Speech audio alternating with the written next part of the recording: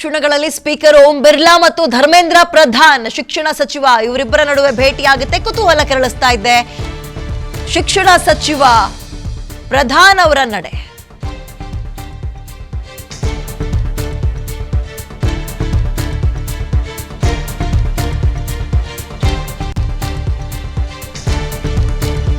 ಕುತೂಹಲ ಕೆರಳಿಸ್ತಾ ಇದೆ ಈ ಒಂದು ಮೀಟಿಂಗ್. ವಿಪಕ್ಷಗಳ ಗದ್ದಲ ಕೋಲಾಹಲದ ನಡುವೆ ಪ್ರಮುಖ ಬೆಳವಣಿಗೆ ಆಗ್ತಾ ಇದೆ. ವಿಪಕ್ಷಗಳ ಪ್ರತಿಭಟನೆಗೆ ಹಾಗಾದ್ರೆ ಧರ್ಮೇಂದ್ರ ಪ್ರಧಾನ್ ಮಣಿತಾರ, ಜಿರಳೆಗಳ ರಣಕಹಳೆಗೆ ಮಂಡಿ ಉರ್ತಾರ ಕೇಂದ್ರ ಶಿಕ್ಷಣ ಸಚಿವ.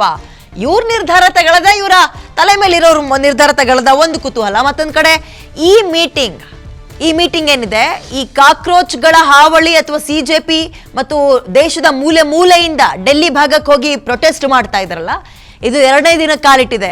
ಇವತ್ತು ಕೂಡ ಹೆಚ್ಚಾಗ್ತಿದೆ. ಎರಡಲ್ಲ 3ನೇ ದಿನಕ್ಕೆ ಕಾಲಿಟ್ಟಿದೆ. ಇದರ ನಡುವೆ ಇವರ ಈ ಒಂದು ಭೇಟಿ ಎನ್ನುವಂಥದ್ದು ಯಾವ ನಿರ್ಧಾರವನ್ನು ತಗೊಳ್ತಾರೆ, ಇವರ ತಲೆದಂಡ ಆಗತ್ತಾ ಅಥವಾ ರಾಜೀನಾಮೆಯನ್ನ ಕೊಡ್ತಾರಾ, ಇವರಾಗೆ ರಾಜೀನಾಮೆಯನ್ನ ಕೊಡ್ತಾರಾ ಅಥವಾ ಕೊಡಿಸ್ಕೊಳ್ತಾರ ರಾಜೀನಾಮೆಯನ್ನ, ಇದು ಕುತೂಹಲ ಕಾರಣ ಆಗ್ತಾ ಇದೆ. ಯಾಕಂದ್ರೆ ಅವ್ರು ಇಟ್ಟಿರುವಂತಹ ಪ್ರಮುಖ ಬೇಡಿಕೆಗಳಲ್ಲಿ ಹೊಣೆಗಾರಿಕೆ ಹೊತ್ಕೊಳ್ಳೋರು ಯಾರು, ಆ ಖಾತೆಯ ಸಚಿವ ಹೊತ್ಕೊಳ್ಬೇಕು, ಧರ್ಮೇಂದ್ರ ಪ್ರಧಾನ್ ರಾಜೀನಾಮೆ ಕೊಡಬೇಕು, ಆವತ್ತಿನಿಂದಲೂ ಕೇಳಿ ಬರ್ತಾ ಇರುವಂತಹ ಪಟ್ಟು. ಈ ಬೆನ್ನಲ್ಲೇ ಇದೀಗ ಸಂಸತ್ ಸಂಗ್ರಾಮ 3ನೇ ದಿನಕ್ಕೆ ಕಾಲಿಟ್ಟಿದೆ.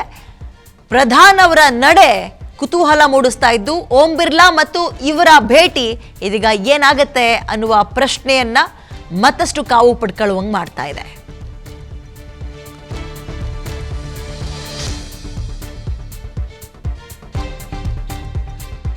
ದೆಹಲಿಯಲ್ಲಿ ಯುವಕರ ತಂಡ ಪ್ರತಿಭಟನೆಯನ್ನ ವಿಕೋಪಕ್ಕೆ ತೆಗೆದುಕೊಂಡು ಹೋಗ್ತಾ ಇದೆ.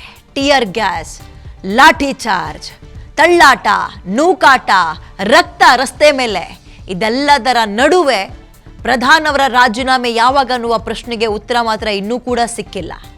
ವಿಪಕ್ಷಗಳು ಕೂಡ ಸಂಸತ್ನಲ್ಲಿ ಅವರು ಪ್ರಶ್ನೆ ಇಡ್ತಾ ಇರೋದೇ ನೀಟ್ ಬಗ್ಗೆ ಮಾತಾಡಿ, ಹೊಣೆಗಾರಿಕೆ ಬಗ್ಗೆ ಮಾತಾಡಿ ಅಂತ. ಇದರ ನಡುವೆ ಈ ಭೇಟಿ ಬಹಳ ಕುತೂಹಲಕ್ಕೆ ಕಾರಣ ಆಗ್ತಾ ಇದೆ. ಧರ್ಮೇಂದ್ರ ಪ್ರಧಾನ್ ಅವರ ರಾಜೀನಾಮೆ ಅಥವಾ ತಲೆದಂಡ ಆಗತ್ತಾ? ಆಗ್ತಿದ್ದಂತೆ ಇವೆಲ್ಲವೂ ಕೂಡ ತಣ್ಣಗಾಗುತ್ತಾ ಪ್ರಶ್ನೆ.